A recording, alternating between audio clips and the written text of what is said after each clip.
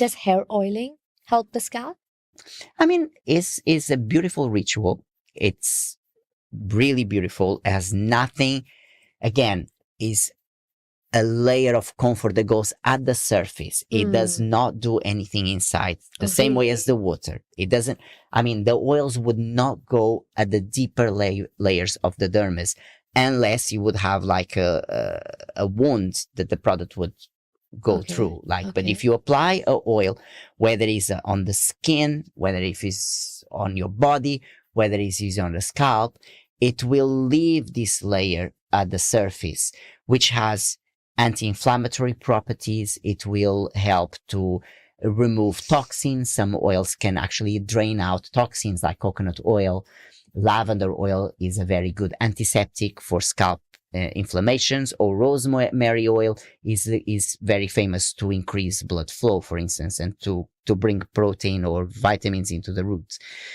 But some oils can actually upset the scalp. So someone with a very sensitive scalp or eczema or psoriasis, if you apply rosemary oil, ouch, it's going to hurt.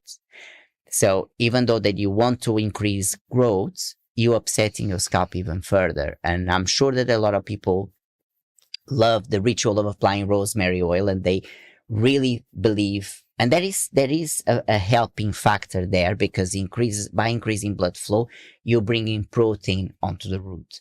So if your hair is malnourished in terms of protein or lack of iron, by increasing blood flow, you are forcing that there to be there. But this is only for protein related reduction. So if you're having genetics, you can put bottles of rosemary oil. If someone has the crown already without hair, nothing is going to happen.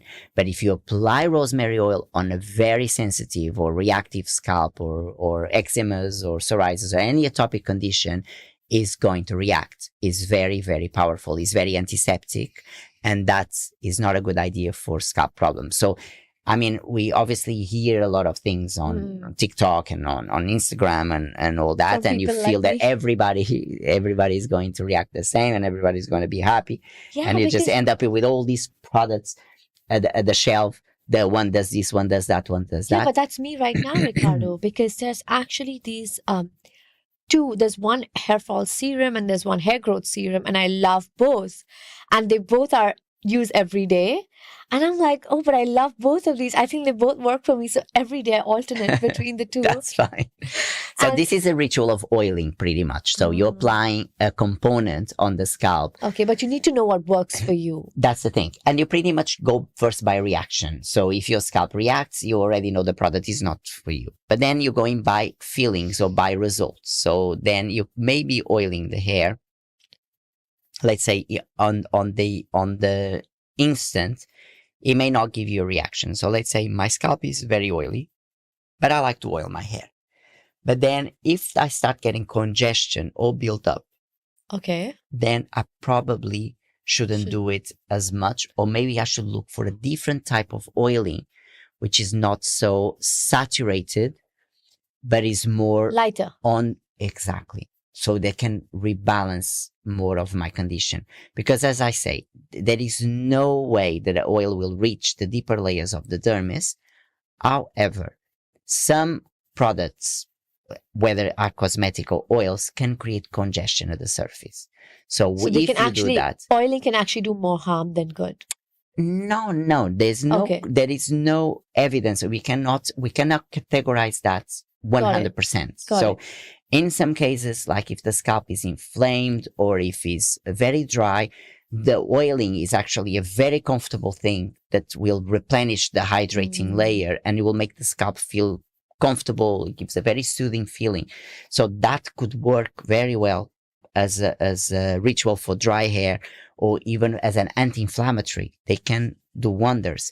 But in some cases, they can actually build up a layer they could congest the roots, and if they're not removed properly, then. So Ricardo, when I oil my hair, I always lose a lot of hair. Is that normal? It's always been like that, or you're saying that because you're going from the postpartum? No, it's always been like this. It's normal. Like this is the normal average that one loses every time. And because when you oil the hair, it gets a bit stickier. Yeah. So when you wash it or when you apply a product, when the hair falls, so when the hair detaches from the roots, throughout the length, sometimes some of the hair stays there. It doesn't, Yeah. it kind of stays loose, but it Yeah. stays together with the hair. It's only when you brush it that it comes out. When it's with the oil, when you run it through, it, because it's sticky, it kind of Comes gets onto your stuck to your hands. So then it gives you a perception much more hair is falling, but it's pretty much the same amount that you would lose on the normal renewal, because that is an average of hair that you lose every day. So it's not because you're oiling it, you're losing more. But that's the thing.